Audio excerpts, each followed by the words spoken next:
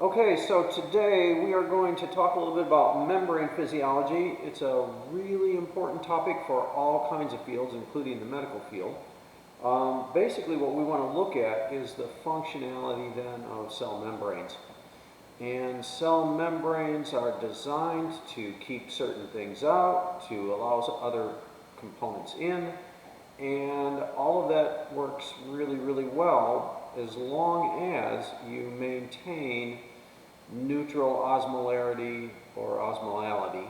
Those two terms are defined in the handout that you should have all received. If you didn't, please send me an email and we'll be sure that you get one. It is important, it's an important concept in biology in general, and you would have learned about it probably in your very first biology class, Introduction to Biology, and so you may have forgotten some of the important components that go with that. The concentration of electrolyte and non-electrolyte solutes in the solution can be measured in a whole bunch of different ways. The way that we typically do it, especially for medicine or in some cases if we're doing research, and we don't want to go through the long way of figuring out what the osmolality of a solution is, we might go ahead and use an osmometer. And an osmometer is a bit of equipment that automatically, through various means, determines the osmolarity or osmolality of a solution. The problem with those bits of equipment are that a lot of labs aren't equipped with them, and so in some cases then we can use the cell membranes themselves to determine what concentration a solute may have. If it's, and we do that based on the isoosmotic point. In other words, the point at which no net movement of osmotically active particles are finding their way back and forth across the membrane. And so we're gonna go ahead and do it the long way, and then we've got another shortcut way that we can look at that helps us out as well. So what we're trying to do here then is measure the osmotic pressure, and that's one of the four basic colligative properties of solutions. You probably learned those in chemistry somewhere in your early days of freshman chemistry. That's one of the key characteristics that when we talk about membranes, that we talk about these colligative properties, which would be freezing point, depression, boiling point, elevation, and then we can also look at how these features then affect cell membrane permeability. All right, so for our experiment today, we've laid out some different osmolality solutions. These are saline solutions that run everywhere from deionized water all the way up to about 350 milliosmoles. And we've gone ahead and set them out, and we're going to look at how these various solutions then are going to affect red blood cells. Now, the easiest thing for us to do is to go ahead, and we've got a well plate here that's marked in, you probably can't see them, but it's marked in various concentrations that correspond then to the ones that have been mixed up. What we're going to do is we're going to put in each one of these well plates, we can go ahead and put a little bit of blood, and in each one of them we'll have a different solution then that we can put together.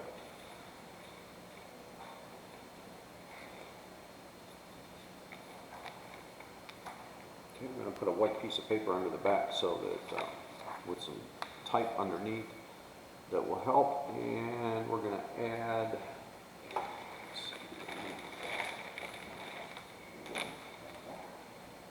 that. And for each one of these then, let's see, where's DIY?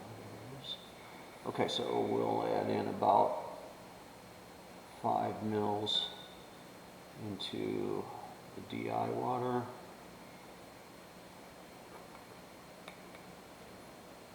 And we'll do the same for 100, 150,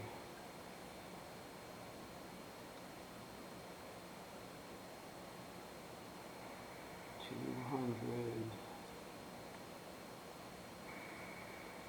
250, 150.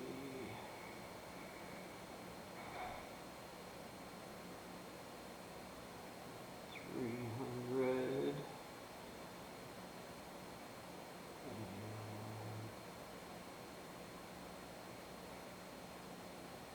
350. GI 100, 152. This one. I just think you skipped the well plate.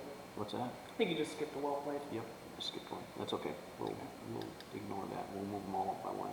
Okay, so we're ready to go ahead and add a little bit of, tiny bit of dog blood. We collected this. Well, we didn't collect it. The veterinarian collected it for us down at Scenic Hills, and they supply this. This is they collect these blood from greyhounds. It turns out because greyhounds can produce blood cells really, really quickly, and so they have a couple of greyhounds that they use in the lab when they're doing blood tests with other dogs that they make comparisons with. So they've kindly generated or collected for us dog blood. Get down in there deep enough.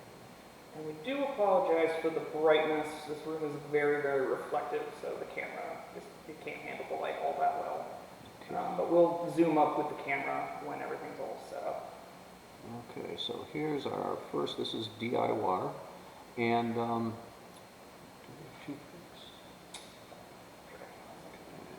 Let's try to see if we have a toothpick so we can mix these up as we go along. So when we put the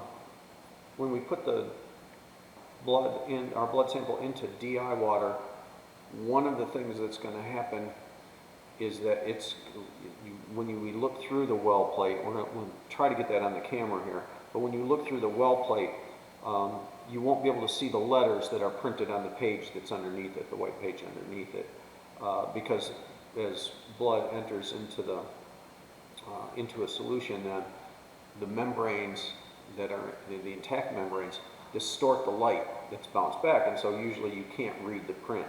What's going to happen with DI water is as soon as we drop that drop of blood into the well plate, it's going to clear immediately, and that's because the DI water has zero solution in it, or ions in it, and so immediately what's going to happen is the water is going to rush into the cell, it's going to burst all of the cells, and it's going to leave just fragments of the membrane. Those fragments we refer to as ghosts. And for many, many years, and even today, there are people who study the membrane function by bursting red blood cells and then using them as their models in the lab. All right, well, before you drop that, let me make the camera closer, because it is pretty bright on the screen. Okay, so zoom in on. Okay, so there's DI water, and can you everybody see the, if we tip that up a little closer, can everybody see the letters underneath the page? Yeah, it's visible. Okay, we'll go ahead and put in a drop of that. There we go, and if we stir that around a little,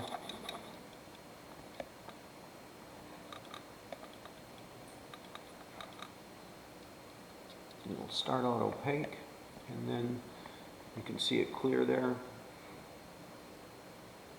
Until it still has a red tinge, of course, but it's you can see the letters through there clearly. Yes. Yes, good with that? Okay, good enough. So we'll do the same thing with the others, and again, keeping in mind that there was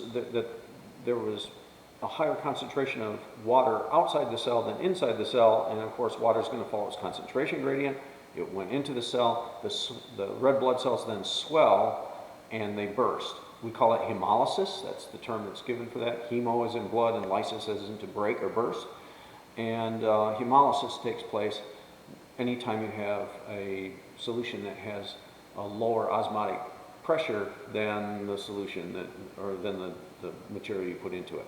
And so we're going to do this for all of the well plates, and at the point at which we find the change doesn't happen, in other words, we don't burst the red blood cells, somewhere within this range of osmotic concentrations that we've introduced blood to, we should be able to predict roughly which of those then is isoosmotic. In other words, the point at which the cell will neither swell nor shrink.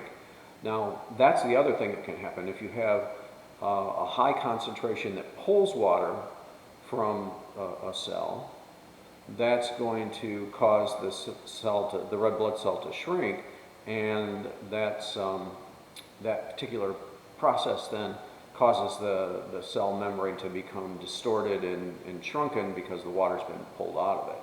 Okay, and so we won't be able to see that because we are unable to, without having a microscope that you can look through, you can't see that necessarily. But we call that crenation is the term that's given to that, okay, that shrinking of cells. And during crenation, you will see that the high concentrations, that they won't clear, right? You won't find clearing because the cells don't burst, and so that's the big deal. Okay, so let's go ahead and we'll look at, we can see through the DI. We'll add some to the 100. And drop there. And 150. Get a little bit more in there.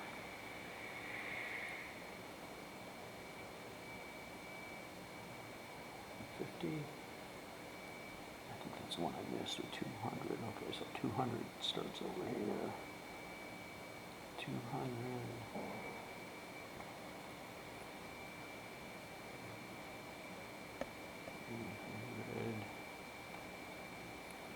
And 3. Well, this is 200, 250, 300, 350.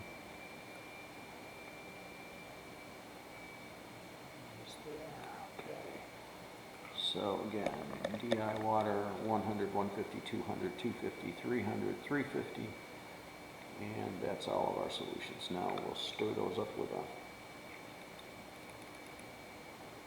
toothpick here.